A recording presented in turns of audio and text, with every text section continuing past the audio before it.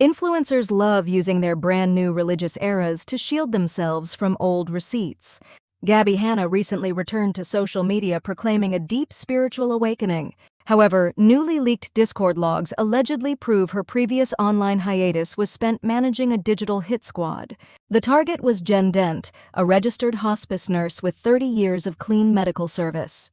Public posts show GABBIE's loyal followers launched a massive smear campaign to ruin Jen's real-life livelihood.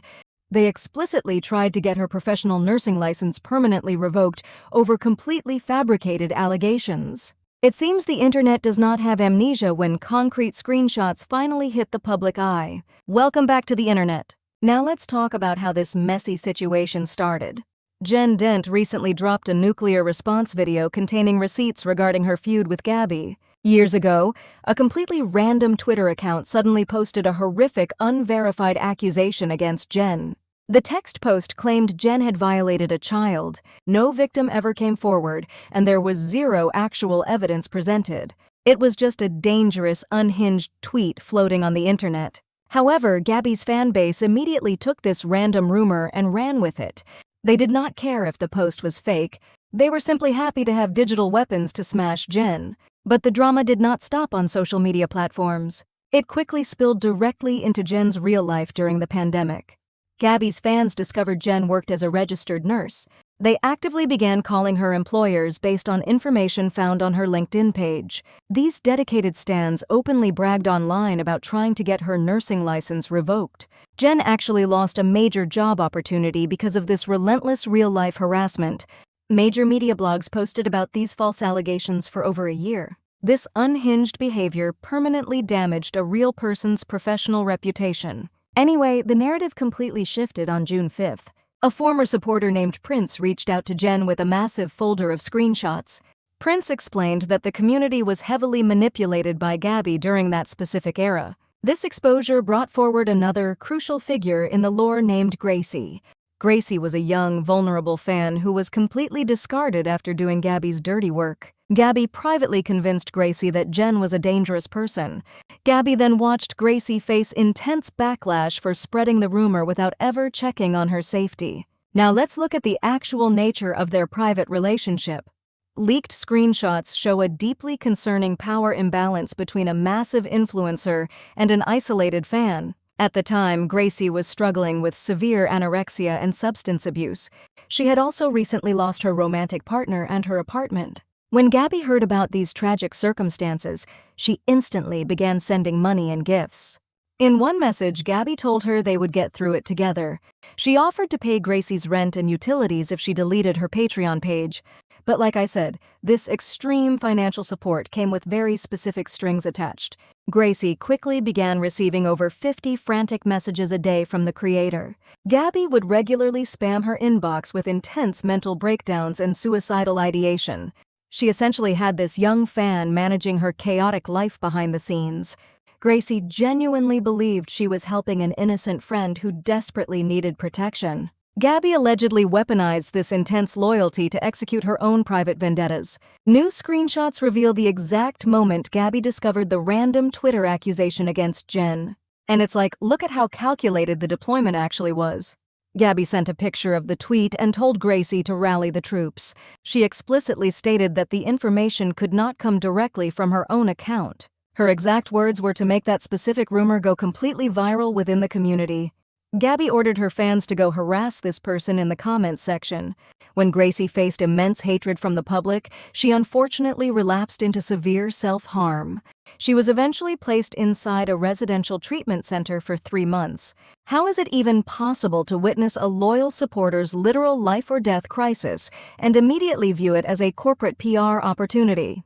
But the most ridiculous part of this plot involves GABBIE's absolute lack of empathy. While Gracie was literally hospitalized, GABBIE reached out with an incredibly self-serving request. She asked if she could use Gracie's suicide attempt in her comeback video. GABBIE wanted to use her fans' genuine trauma to paint herself as the ultimate victim.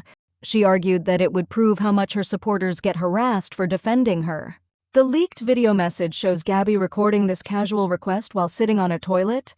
Now let's analyze the leaked audio files involving Gabbie's former boyfriend, Payton Saxon. Payton was previously marketed as a supportive medical sales consultant who hated internet drama. However, the background audio catches him actively participating in this smear campaign. He is heard advising Gabbie to execute the strategy quietly, safely, and subtly. Payton explicitly notes that the information must be passed directly to drama channels. They were completely focused on destroying Jen's life, rather than contacting proper legal authorities. Why would you send a serious allegation to a gossip channel instead of the police? But to be honest, Gabbie was already covering her legal bases with extreme precision. She sent a lengthy text message to her followers, explaining the mechanics of defamation law. Gabbie assured her fans that they were completely safe from any potential lawsuits. She explained that to win a defamation case, a person must prove a knowing lie. Since the fans were merely asking questions about someone else's claim, they were legally protected. Gabbie told her fans not to let losers scare them away from online speculation. This proof allegedly shows a highly calculated attempt to weaponize fans while avoiding liability. Anyway, Dent's delivery in her response video was absolutely lethal. Instead of screaming, she calmly used Gabbie's new religious platform against her. Jen read a series of intense Bible verses targeting hypocrisy and lying tongues. She quoted Matthew chapter 6, warning against those who pray publicly just to be seen. She also read Proverbs, noting that the Lord detests a false witness who pours out lies. This tactical move completely dismantled Gabbie's modern fundamentalist persona. It proved that evangelical aesthetics are often used to hide toxic behavioral patterns. The contrast between these two individuals could not be more stark. Jen is a certified hospice nurse who guides people through their final moments. Gabbie is an influencer who records apologies from a bathroom stall while exploiting fan trauma. The internet is completely sick and tired of this endless cycle of narrative rewriting. Every time Gabbie attempts a public comeback, more destructive receipts immediately surface.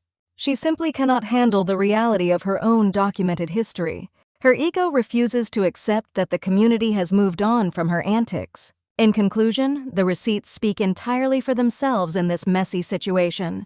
Gabbie believed her private conversations would remain sacred and safe forever. She completely ghosted Gracie after she was no longer useful to the brand.